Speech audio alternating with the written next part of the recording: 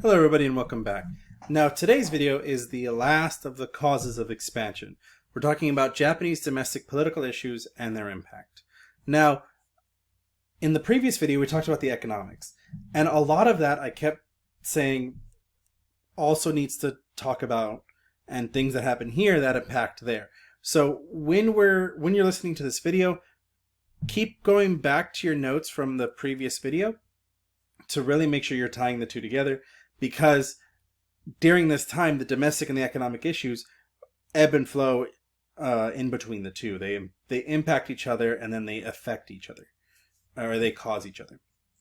So, what is political? Just as a quick refresher, political is relating to the ideas or strategies of a particular party or a group of people in politics. So this could be something like the Democrats and the Republicans, or it could be the military and the Zaibatsu, right? Those are two different groups in politics. And that's kind of where we're digging in today. So what we're going to be talking about is the military factions. Now, I'm going to give you a brief explanation of what's happening in the 20s and how that led to a massive shift in the government in the 1930s, late 1920s, early 1930s.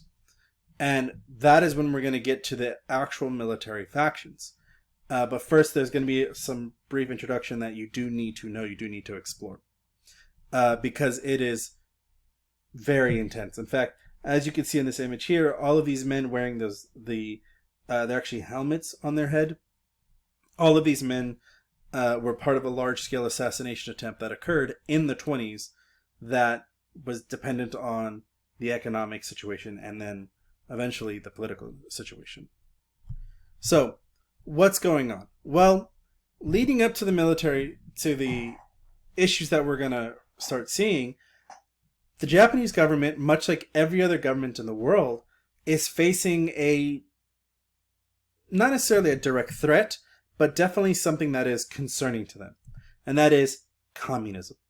As the Soviet Union, the first communist country to exist, happens in the middle of World War I in 1917, once they are stable by 1922, 1923, they start promoting their government style and advocating for more people to join in the communist society and pushing their governments to join communism so that everyone can form one solid group.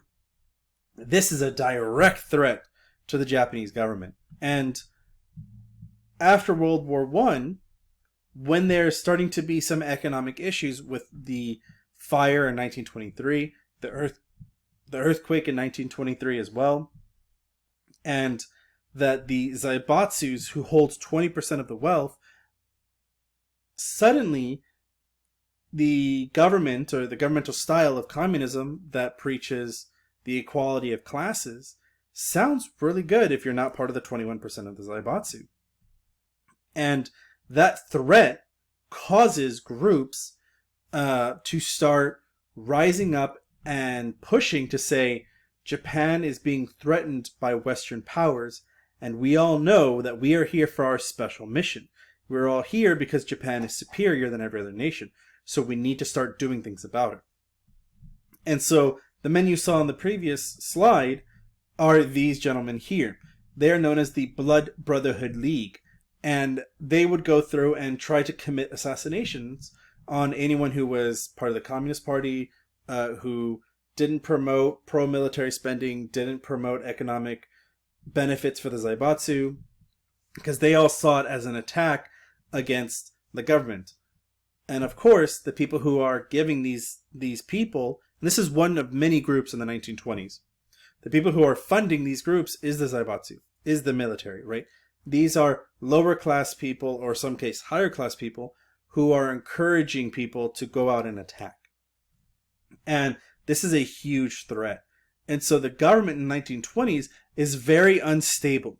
And all of this is unstable because the leader of the government was not of sound mind. He wasn't, he had some mental disabilities and was not there. A lot of the times the way people talk about him was that he was mentally unstable, that he would have hallucinations and other issues. And in Japan, that's an issue because he is the leader of the government. He's the leader of the country and the religion. And so if he's having a mental issue, or if he's having an episode, that directly impacts the government.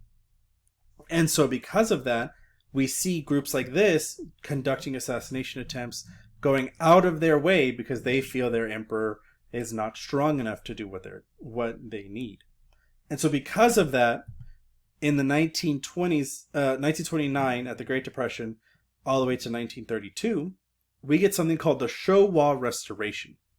Now, the Showa Restoration was an attempt by the military and the Zaibatsu to essentially redo the Meiji Restoration, to revisit and re-clear out the government of Western influences and of communism and of anything that they deemed was not pro-Japanese.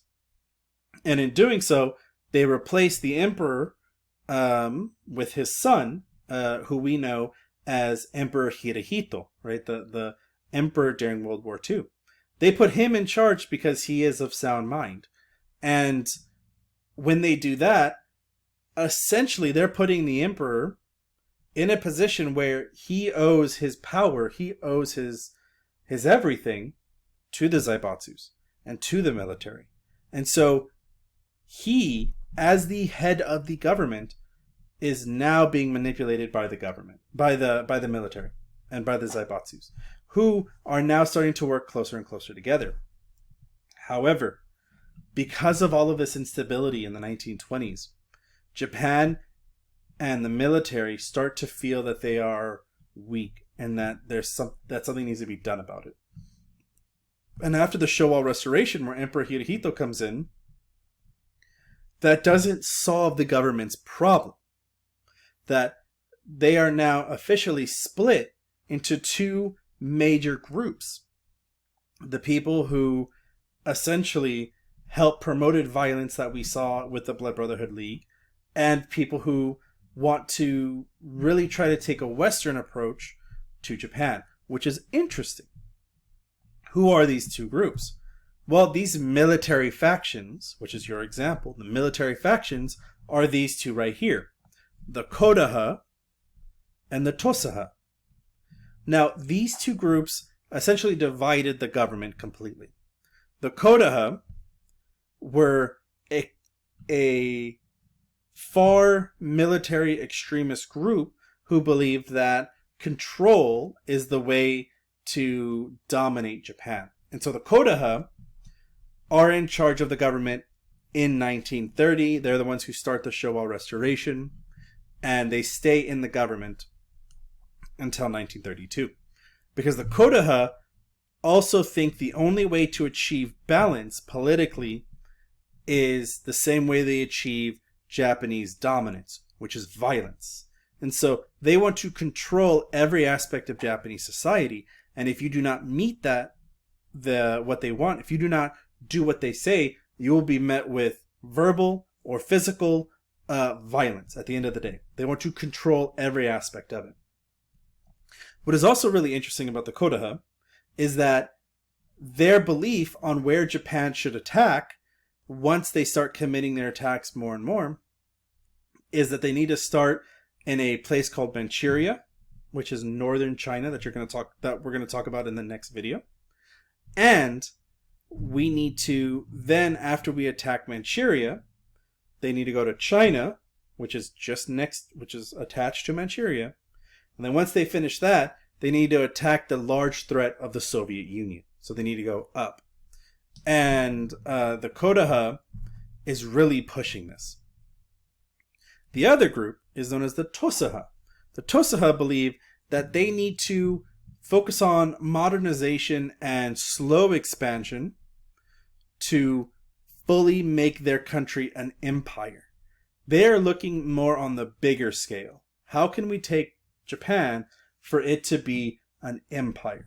So they're looking at reforming the military, reforming the politics, that once they invade into a certain area, that they quickly establish a new government, that they quickly do all of these aspects. And they do. the Tosa and the Kodoha, although they are fighting each other inside the Japanese political government, they're doing okay. Except in 1931. In 1931, Japan commits its first expansion. I know we're talking about causes, but this is important. And they invade in Manchuria. This was pushed by the Kodoha. When they take Manchuria, the Kodoha feel like, we got it, we know what we need to do, and you know what? We're tired of competing with the Tosaha. So the Kodoha tries to do a coup d'etat, a coup. And essentially, they try to overthrow Emperor Hirohito. They try to overthrow anybody who's part of the Tosaha, and they try to commit a massive assassination campaign. They fail. They fail miserably. And so because of that, the Tosaha is the only strongest political group in the government who survives this huge attack inside the country. So the Tosaha fully takes over. And when they do take over, they tell the emperor, hey, outlaw the Kodoha. Start doing this. Make them not able to function in the country. And so they do. The Emperor Hirohito does this. And this is a big deal. Because if you remember, the Kodoha want to go to Manchuria, then to China, then to the Soviet Union. It's all about expanding and attacking what they think is the biggest threat. The Tosaha, on the other hand, they don't agree on attacking the Soviet Union. They don't think the Soviet Union's that big of a threat. Instead, the Tosaha believe that they need to go to Manchuria, and then from Manchuria, they need to go to China, and then from China, they need to go and attack the United States and all of the countries in the south of Asia to fully dominate their empire, to establish their empire. And so we get this interesting situation where if the Kodoha stayed in power, and this is more like something for you to think about, extra information, that if the Kodoha stayed in power, the event of Pearl Harbor technically couldn't have happened because the Tosaha was the ones who really pushed that mindset. So as we're going to talk about and go over to the expansions in the next video, you need to understand that the reason why Manchuria is attacked first is because of the Kodoha. The reason why the Zaibatsus support the Kodoha is because Manchuria is all of those resources that they want. And then when the Kodoha tries to overthrow the government, the Zaibatsus have no one else to work with but the Tosaha. And so because of that, the Tosaha is left a clear view of taking full control of everything. And thus, that's why we get to, from Manchuria, we get to the invasion of China, and then from China, we get to the attack on Pearl Harbor, as well as many other attacks.